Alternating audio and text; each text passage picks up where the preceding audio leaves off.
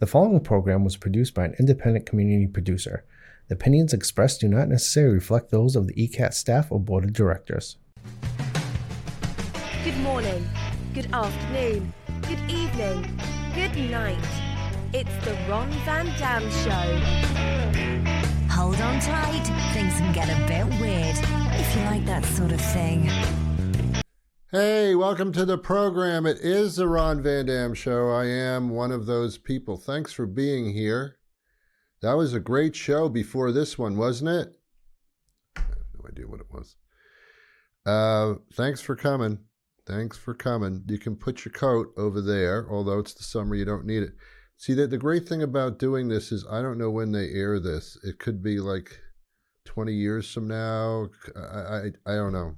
So nothing's topical, but what are you going to do? This we're proud. We are the first television show on this channel to be in color. So it's wonderful technology. Okay. As I'm recording this particular program today on this particular station, the Olympics are just about over. And if you listen to my daily radio program, you know that I am not a fan of the Olympics because I don't really get excited about somebody being able to run fast unless they're being chased by somebody. Then you've got yourself a scenario. But just running from nothing or running faster than the other people running next to you never really got to my excitement levels. So I don't know. There are some interesting things about the Olympics. Got to put a P in there. There are some interesting things about the Olympics, like the unparalleled bars. Is that what that is? The perpendicular bars? I don't know. These gymnasts are really quite something, and that is interesting to watch. On the other hand, you can go to Cirque du Soleil and see them even better. So I don't know. Why don't the Cirque du Soleil people, those acrobats that can contort their body into like small pretzels, things like that, why aren't they in the Olympics? You'd figure that would be a gold medal right there, you know? Just that they showed up. You know, I can't compete against the Soleil people. I don't even want to compete. That's what would happen. But for some reason, they're just too busy making money in this country, I suppose, doing various venues. So I'm not into the Olympics, and they're almost over, and I'm kind of waiting for the closing ceremonies. Not that I like to watch them. I would just prefer that the head of the Olympic Committee, I don't know what his name is, Bob, I have no idea, that he would, or the Parisian host, Jean-Pierre something. Everybody in France is Jean-Pierre. Yeah, you know that. I know that too. Yeah, I prefer that to close the Olympics, this guy just comes walking out into a spotlight in front of the Eiffel Tower, and he says, well, this has been a great Olympics, ladies and gentlemen. See you next time. Good night.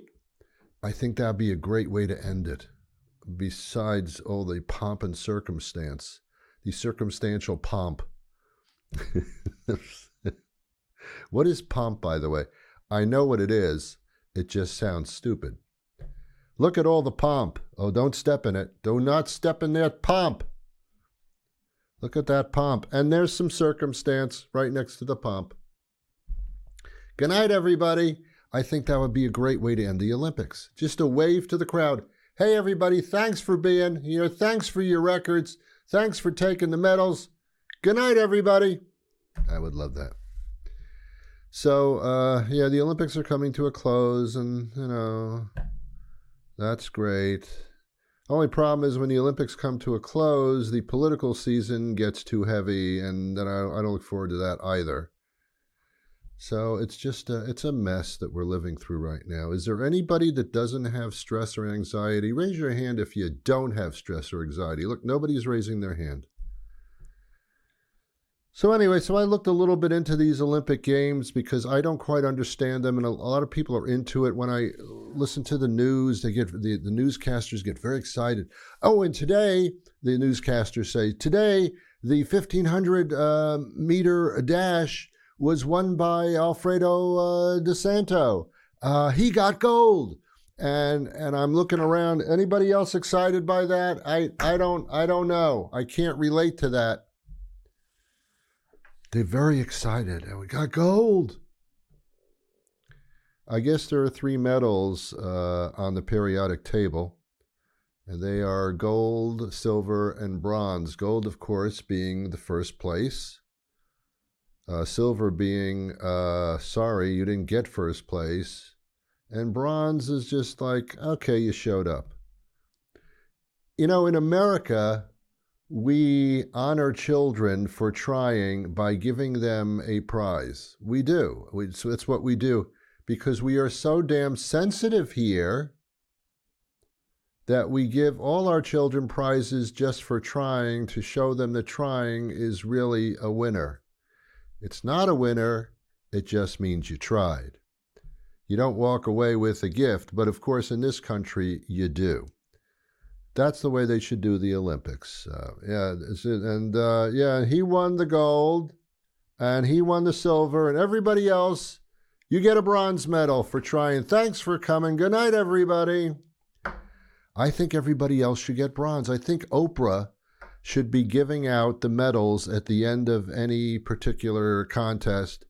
And Oprah says, all right, you got gold, you got silver, and you get bronze, and you get bronze, and you get bronze, and you get bronze, and you get bronze, and everybody gets bronze, and you get bronze, and you get bronze, and you get bronze. I think that's what we should do. Just for coming here and trying. Or if we don't do that, then the competitors that don't win anything should be given parting gifts like on a game show.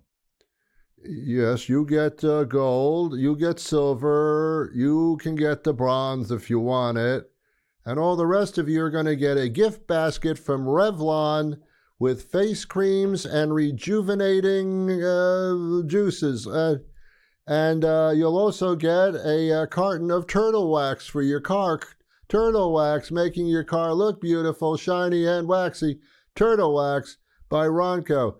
You get turtle wax, you get turtle wax, you get to thanks for coming.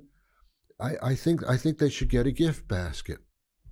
You know, and when they come home on the plane back to their countries, they've got the gift. Did you win gold? No, but I've got this lovely basket of Revlon products. Oh, okay. I think everybody should get something. I do. Because it's not fair. The Olympics are really not fair. There was a time when you had to be an amateur. You could not get paid for what you're about to do. Your talents could not be professional. You had to be an amateur. And then for some reason, all of a sudden, it's not exciting enough. Because they're not the best in the world, because there are better that are being paid for it. We need to make this the best in the whole damn world. What about the universe and the galaxy? All right, sure, we'll make that too. Everywhere, the best of ever. He is the fastest runner. She is the fastest swimmer anywhere in existence since the beginning of time. That's what we need to do to make it exciting, you see. So so now we bring professionals into it. A great example of that is the men's Olympic basketball team, which involves professional basketball players that are the top players in the world pretty much. A lot of them Celtics, certainly. But here's the funny thing. Most competitors stay at these Olympic villages, that they have set up. They're basically bunk beds in a hostel. I don't know what you call those things. What do they call them? Hostels? That sounds very conflicting. Don't be so hostile, but you can stay in one. It must be two different things. But that's where they put those people. They have to room together. But the U.S. men's basketball team, they get their own luxury rooms. I think the United States pays for it. It's the only way you can get them to go. They went room service, eating caviar. Yes, I have a game in a few hours, but pass me another cracker and another pint of that fine caviar. Shall you do that, Joe? Yeah, I don't know. It's kind of weird in that way. Yeah, so I'm not into the Olympics entirely. I feel kind of sorry for some of the Olympiads. I kind of do, because they spend their whole lives training for one moment. Seems like you've raised the bar a little too high. I mean, I appreciate you going out and trying to achieve your goals, but your goal is set a little too high. You're out for possible disappointment, either a bronze medal or a gift basket of Revlon products. You know, when you ask a kid in school, in grade school, what do you want to be when you grow up? They should say a doctor, a lawyer, a customer service representative, a bank official, a broker on Wall Street, things like that the kids want to be. They shouldn't be saying, I want to be the fastest person in the world. Oh, okay. We're going to send you to the school social worker now, and you explain why that would be important to you. But some kids actually do that. They say, I want to be the fastest swimmer in the world, and I'm going to work every working moment starting tomorrow when I turn 6 years old, and I'm going to train and have my parents pay for trainers, and then one day, maybe 15, 16, 17, 18, 20 years down the line, I will achieve a gold medal that I can wear around my neck. And I can walk up to everybody and say, see how fast I can swim? See? You see what I did? That's the goal, kids, that you should work up to in your lives. Aim high. Oh, don't do that. You're going to go home with the gift basket from Revlon. Maybe you'll get the gold medal, but once you get it, I got to wear this crap around my neck all the time? It's heavy. That's very heavy. I don't know how much those gold medals weigh, because I missed it by that much in the comedy category.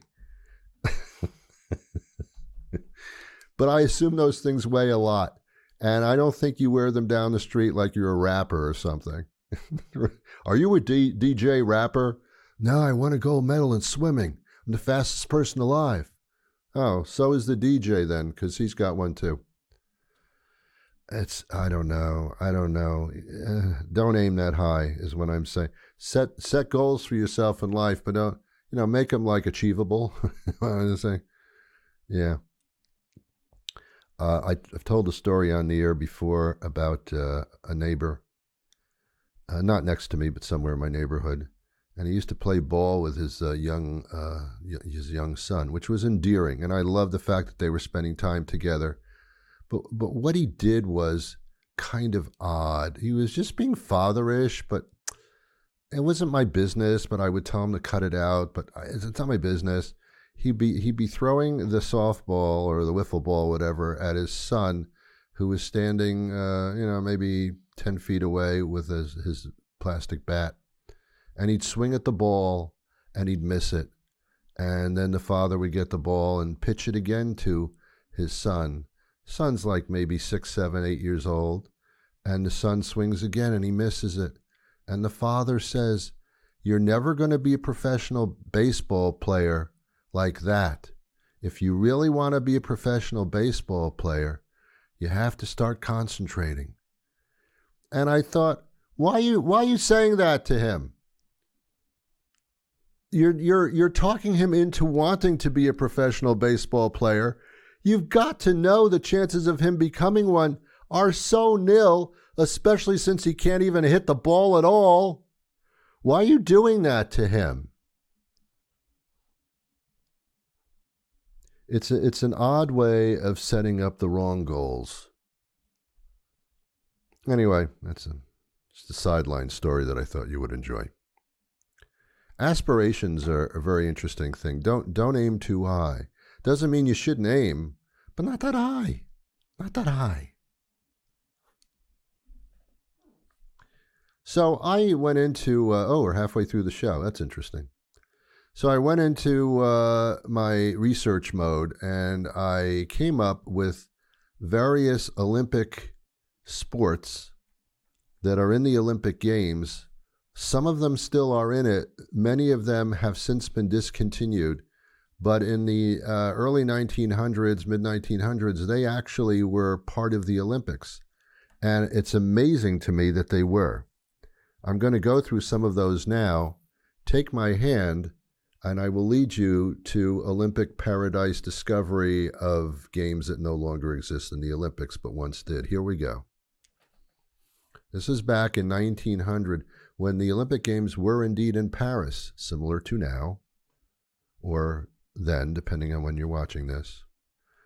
What they had then was live pigeon shooting. Excuse me? Yes, not clay pigeons, but they had people contending in the Olympics for bronze, silver, and gold, and they would take their rifles and shoot down live pigeons. They would release pigeons into the air, and these people would try to shoot them down, and the ones that shot the most would get the gold. Cruel, yeah, they're pigeons, but at the same time, yeah. As if that weren't bad enough. And it is.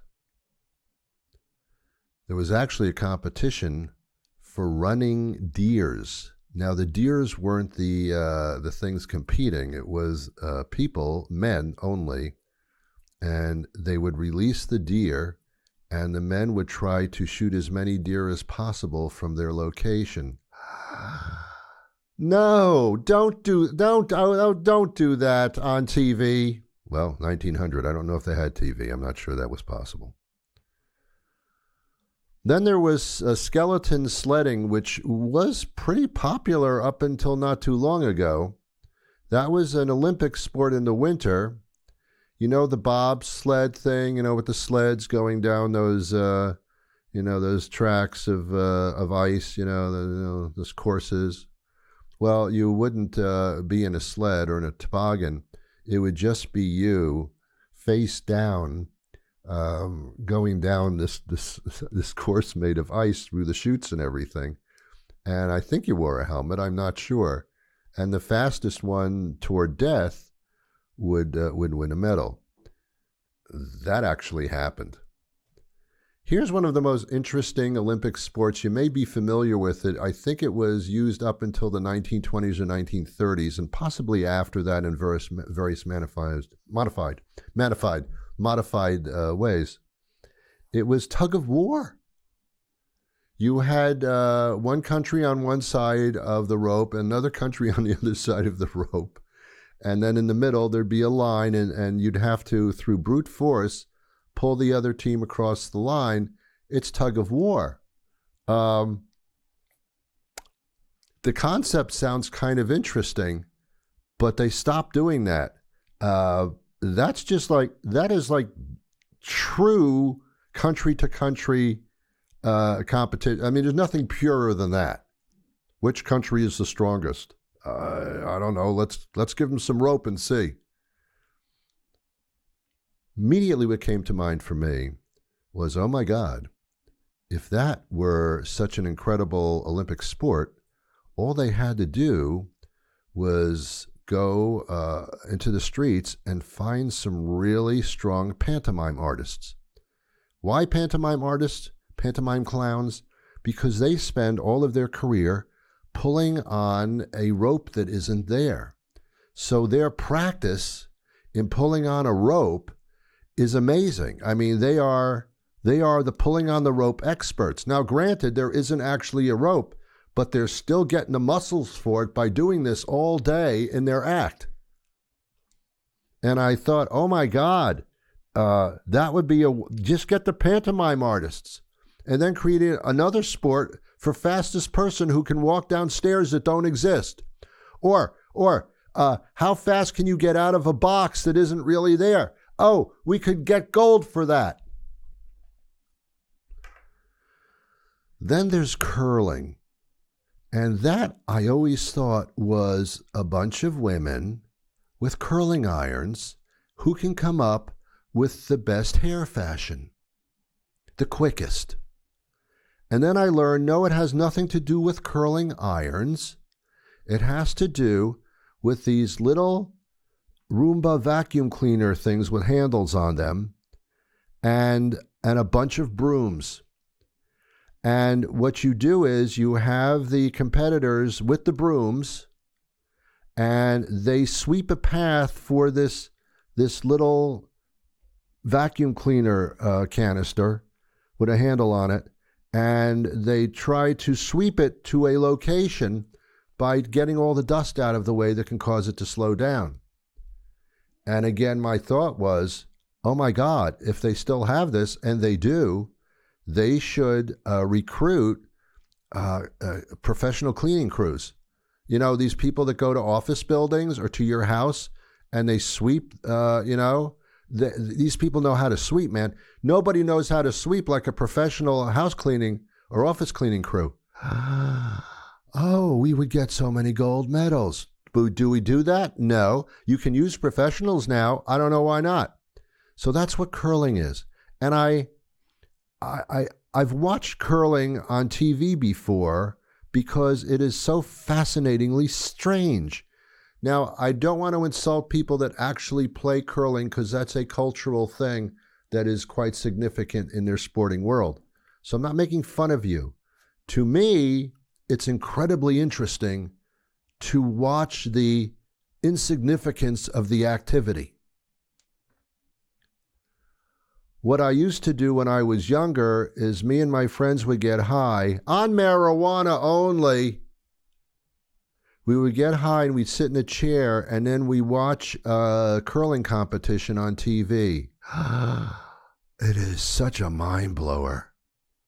You get off on these people like sweeping really fast. Look how fast they can sweep. Who does this? Who does this? They do, because they're curling. Oh, man. Give me some potato chips. This is fantastic.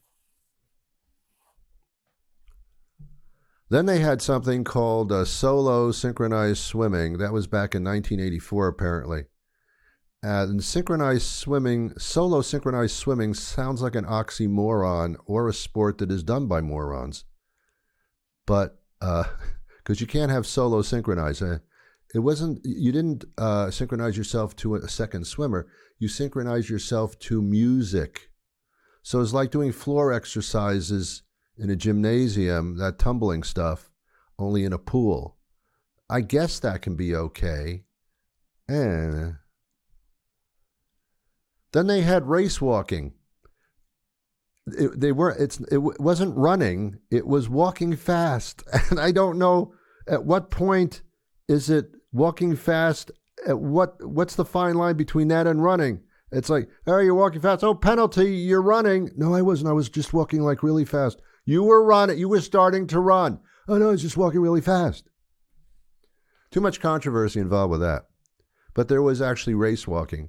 And that I can see if you're trying to get across the street and the light is about to change and you can get hit by a car if you don't move your ass. You don't run, but you walk damn fast. That is also a skill. Then there's the pentathlon, quintathlon, triathlon, decathon, where you do like 5 or 10 things all at once. You do some fencing, then you jump on a trampoline, then you go over a hurdle, then you get a pistol and you shoot something, and you swim back, and then you run and walk fast, and then you get on skis. Wow, you're blowing my mind. That's too much at once. And then you go curling. It's amazing. Ski ballet was a thing. Ski ballet. You would actually be on skis and you would do pirouettes and all these kinds of ballet motions on skis. That sounds kind of interesting, but I don't think they have that anymore. There was actually hot air ballooning competition in the Olympics, and that I can't figure out. I've never seen it. They don't do it anymore because a hot air balloon, you get in a wicker basket provided by Pier 1 Imports, which is no longer in business, And then you take a big flame near the wicker and you fill up the balloon with hot air and you drift until you die. You can't control it. You can't. You always heading for power lines, always. And that's a competition. And I don't understand what that is. Is it landing the balloon wherever it may go, or is it who gets the highest before the balloon pops and you bludgeonly fall to your death? I don't know. But there was a hot air ballooning competition. I can't explain it either. Then you got the shot put contest. You take this really heavy ball and you throw it as far as you can. But I don't know why. Why would you take a heavy ball and throw it? I don't know, but I can do it the farthest. Okay, good for you. Why are you doing this? To get a medal or a gift basket. Actually, the gift basket should be the bottom part of the hot air balloon thing. Besides the shot put, I think they call that, or discus, it's something heavy that you throw further than other people. And then, of course, that's also the dumbbell throw, which is very similar, only I guess you're throwing dumbbells, which could be anybody. And then there's this facade about the Olympic competition brings countries together. And there are moments where someone from one country embraces someone from another country, or they congratulate each other. I mean, isn't that the way it's supposed to be, as opposed to we have to do Olympics for that to happen? And as you are showing your love for each other, the very countries that are at war together actually show up at the Olympics. It's just, I want to win the gold in swimming, and then I'm going to annihilate your country. Choose a path. Choose a path. I don't know how many countries participate in the Olympics. I didn't look that up because I didn't care that much. There are hundreds. You can tell with the opening ceremonies because it takes 3 days to achieve announcing all the countries. Most of them end with Stan, I've noticed. I don't know who this guy Stan is, but there's Bekistan, Pakistan, Lakistan. I don't think there is a Pakistan anymore. Quihanistan, Malapanistan. There's a lot of stands involved. I don't know where they are. They should be in the same area, but I don't know. I don't know my geography that well. I was not great at geography in school. It wasn't my strong point. I knew where stuff was only if I had to go to it. Otherwise, I didn't see the point that I must know where everything is on the planet. If I'm not going to engage in it, why do I need to know about it? I don't know. There are new countries all the time. Other countries change and divide up into other things, like some type of a decapitated earthworm. I don't know how that works. I just don't know, because I've learned in my long life, I don't have to know everything. I don't have to be a contestant on Jeopardy. It's not necessary. I sometimes sit back in awe, and I go, look at these contestants on Jeopardy. They're smarter than I am. They're not smarter than I am. They just seem to care about knowing all that stuff. I don't concentrate on things I don't have to know, unless you're on Jeopardy. And I got to tell you, on Jeopardy, there's no gold medal. There's no silver medal. There's no bronze medal. There is first, second, and third place, and probably plenty of gift baskets backstage. And that, ladies and gentlemen, is my dissertation or desecration or desecration. I've noticed that if I do a show longer than 29 minutes, I start to lose my speech pattern. So I'm done. And as they say at the closing of the Olympics, good night, everybody. Take care.